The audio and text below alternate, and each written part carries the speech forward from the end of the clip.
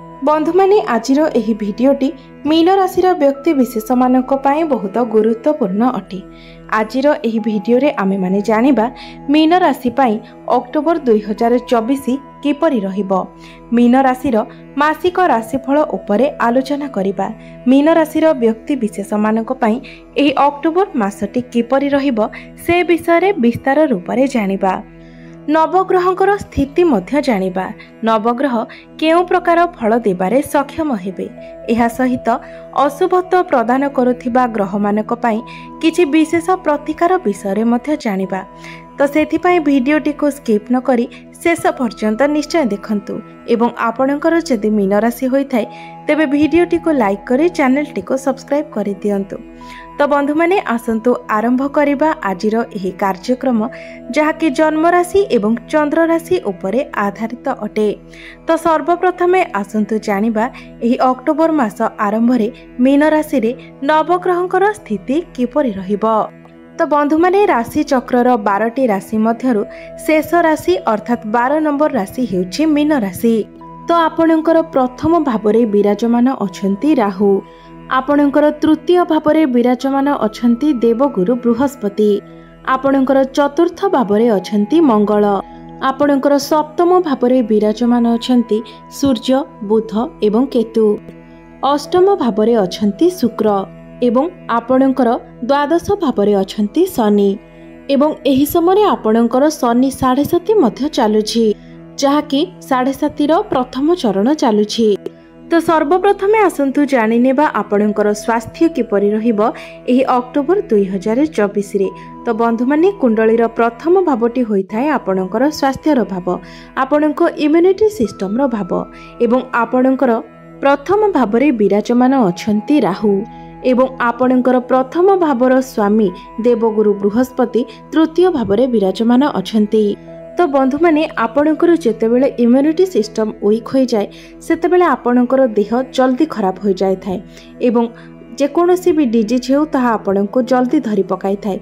जेमिति कि थंडा ज्वर काश एसबु आपणको शीघ्र हो जाए थाए। एवं आपणकर प्रथम भावरे पापी ग्रह विराजमान अछंती अर्थात राहु विराजमान अछंती एवं आपणकर राशि स्वामी अर्थात आपणकर प्रथम भावर स्वामी मध्य तृतीय भावरे विराजमान अछंती। तृतीय भावटी को कुंडली रे एते भलो बोली विचार करा जाय न थाए। तो आपणको निजर स्वास्थ्य प्रति विशेष ध्यान देबार अछि कारण एही समय आपणकर इन्फेक्शन एलर्जी भली समस्या देखा दे पारे। डाइजेशन ने मध्य प्रॉब्लम होई पारे एवं स्टमक रिलेटेड प्रॉब्लम मध्य देखा दे पारे। विशेष करी आपण जेतेबेले बाहर को केउ आडे जाउछंती तो सेतेबेले निजर स्वास्थ्य प्रति विशेष ध्यान देबार अछि। तो एही मासरे आपणकर सेमिति किछि बड़ इश्यू नथिले मध्य एपरि छोट छोट समस्या आपणकर देखा देबो। तो ए सब प्रति आपण ध्यान रखिबा उचित। एबे आसंतु आपणकर शिक्षा क्षेत्र किपरि रहिबो एही अक्टोबर 2024 रे। विद्यार्थी मानक पई किपरि रहिबो एही अक्टोबर मासटी। तो बंधु माने कुंडलीर पंचम भावटी होइथाय आपणकर शिक्षार भाव एवं आपणकर पंचम भावर स्वामी हेउछंती चंद्रमा जे कि प्रति 2 दिन रे निजर राशि परिवर्तन करिथांती एवं आपणकर पंचम भावरे चंद्रमा अछंती एवं सूर्य बुध आपणकर केंद्र रे विराजमान अछंती अर्थात आपणकर सप्तम भावरे विराजमान अछंती। शुक्र मध्य निजर स्वराशि रे विराजमान अछंती एवं बुद्धंकर स्थिति एही मासरे बहुत भल रहुछि। तो आपणक मध्यरे बुद्धिमता बढ़िबो, आपणकर माइंड शार्प हेबो, मेंटालिटी मध्य बहुत भल रहिबो। बहुत शीघ्र आपण जिनिस गुडी को बुझी पारिबे। जे कोनोसी भी विषय हेउ ताको आपण बहुत शीघ्र बुझी पारिबे। मात्र सूर्य आपणकर निचस्थ हेबा पई जाउछंती। तो आपणकर जदि गवर्नमेंट जॉब पई आपण कोनोसी एग्जाम देबा पई जाउछंती किंबा इंटरव्यू देबा पई जाउछंती तो 14 अक्टोबर पूर्वरु आपणकर भल रहिबो। मात्र 14-15 अक्टोबर परे आपणक पई समय सेतेटा भल रहिबो नाही। तो आपणकर तापरे जदि किछि एग्जाम रहुछि सेथिरे हुए तो आपणको आपणकर इच्छा मुताबिक फल न मिली पारे। तो आपणकर जे कोनोसी भी एग्जाम हो ताहा अक्टोबर 1 रु आपणकर 14-15 अक्टोबर मध्य ही सबुठारु अधिक भल रहिबो कारण सूर्य जेतेबेले निचस्थ होई जांती सेतेबेले आपणक मध्यरे कॉन्फिडेंस डाउन होई जाय थाए। आपणक मन भितरे शंका बढ़ी थाए, डाउट्स आसी थाए कारण सूर्य हेउछन्ति आमर आत्मविश्वासर प्रतीक, आमर आत्मा।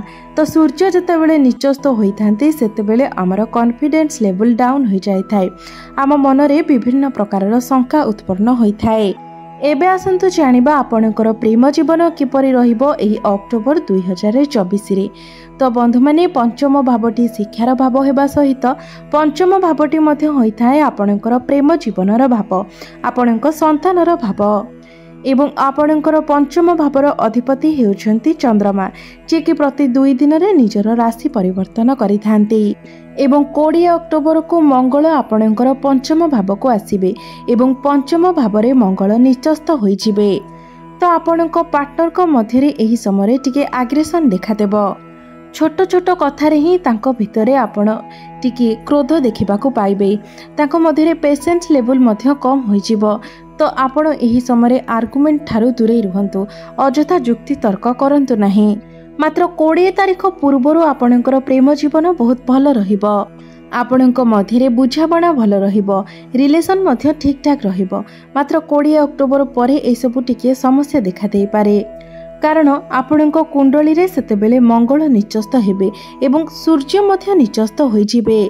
तो सेतेबेले आपण मध्य निजर कथा कहबा उपरे ध्यान दियंतु, निजर बाणी उपरे संयमता रक्षा करंतु, कारण आपण मध्य एपरि किछि कथा कहि देई पारंती जहा सामना वाला को बहुत खराब लागि पारे। एबे आसन्तु जानिबा आपणकर वैवाहिक जीवन किपरि रहिबो एही अक्टोबर 2024 रे। तो कुंडलीर सप्तम भावटी होइथाय आपणक वैवाहिक जीवनर भाव, आपणक जीवन साथीर भाव। एवं आपणकर सप्तम भावरे विराजमान अछंती सूर्य, बुध एवं केतु। तो एही 3 ग्रहंकर फल आपणको प्राप्ति हेबो। बुध आपणको शुभ प्रभाव देबे, कारण सप्तम भावर अधिपति हेउछन्ति बुध एवं बुध आपणको शुभ फल प्रदान करिवे, आपणकर वैवाहिक जीवन को सुखमय बनाइबे। एवं सूर्य जेहेतु आपणकर सप्तम भावरे अछंती एवं 17 अक्टोबर पूर्वरु सूर्य मध्य आपणको फल प्रदान करिवे, अर्थात आपण निजर पार्टनर को मध्य टिके आग्रेसन देखि पारंती, क्रोध देखि पारंती। एवं केतु जेहेतु आपणकर सप्तम भावरे अछंती, तो आपण निज मैरिड लाइफ रे जेते भल थिले मध्य आपण सेथिरे डिसैटिस्फाइड हेबे। आपणकर वैवाहिक जीवन तो बहुत भल रहिबो, मात्र सेथिरे आपण टिके डिसैटिस्फैक्शन होई पारंती। एबे आसन्तु जानिबा सबुठारु महत्वपूर्ण विषय आपणकर भाग्य, क्यारियर एवं व्यापार वाणिज्यर स्थिति किपरि रहिबो एही अक्टोबर 2024 रे। तो बंधु माने कुंडलीर नवम भावटी होइथाय आपणकर भाग्यर भाव एवं दशम भावटी होइथाय आपणकर क्यारियर भाव। एवं आपणकर नवम भावर अधिपति हेउछन्ति मंगल एवं मंगल आपणकर केंद्र रे विराजमान अछंती, अर्थात आपणकर चतुर्थ भावरे विराजमान अछंती। एहा परे मंगल त्रिकोण को आसीबे, त्रिकोणर स्वामी त्रिकोण को ही आसीबे, जहा कि आपणको बहुत शुभ फल प्रदान करिवो। तो एही मासरे जदि आपण कोनोसी नूतन कार्यर आरंभ करिबा पई चाहुछंती, कोनोसी बड़ कार्यर आरंभ करिबा पई चाहुछंती, किछि बड़ इन्वेस्टमेंट करिबा पई चाहुछंती, किछि बड़ जिनिसर क्रय विक्रय करिबा पई चाहुछंती, किंबा किछि मीटिंग डील करिबा पई चाहुछंती, तो एही संपूर्ण मासटी आपणको पई भलो अछि। संपूर्ण मासटी रे आपणको आपणको भाग्यर साथ मिलिबो, कारण आपणकर नवम भावर अधिपति पंचम भावरे रही निचस्त होइजिबे एवं आपणकर लाभ स्थान को देखिबे। तो आपणको भाग्य लाभ प्राप्ति हेबो। मात्र जेहेतु मंगल निचस्त होइजिबे, तो हुए तो आपणकर गोटे दिन रे काम जोटा हबार थिला ताहा 2 दिन किंबा 3 दिन लागि पारे, मात्र कार्य आपणकर निश्चित रूप से संपूर्ण हेबो। तो एही मासटी रे आपणकर भाग्य 70 ରୁ 72% भल रहिछि। एबे आसन्तु जानिबा आपणकर क्यारियर किपरि रहिबो एही अक्टोबर 2024 रे।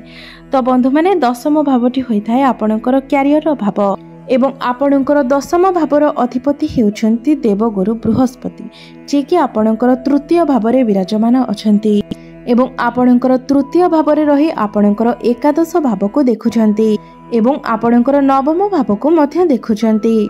एवं 20 अक्टोबर पूर्वर मंगलंकर दृष्टि मध्य आपणकर दशम भाव उपरे रहुछि। तो जेहेतु आपणकर दशम भाव उपरे मंगलंकर दृष्टि रहुछि, तो एही समय मंगल आपणको एक लीडरशिप रो क्वालिटी देबे।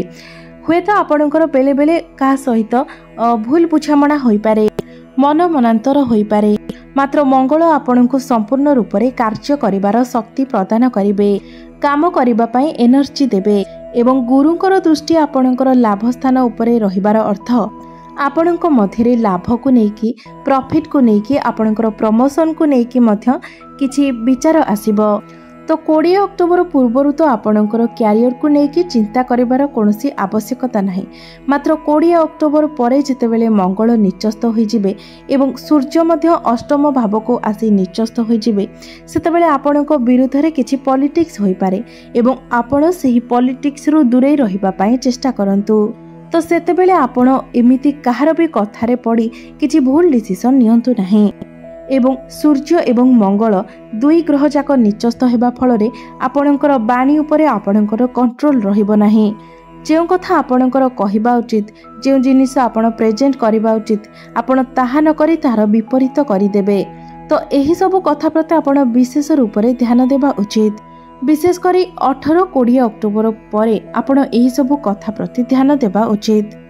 एवं जो मानक पाखरे कोनोसी चाकरी नाही तो एही मासरे चांसेस तो कम अछि, मात्र आपण निजर चेष्टा जारी रखिबा उचित। एबे आसंतु जानिबा आपणकर बिजनेस किपरि रहिबो एही अक्टोबर 2024 रे, व्यापार वाणिज्यर स्थिति किपरि रहिबो एही अक्टोबर मासरे।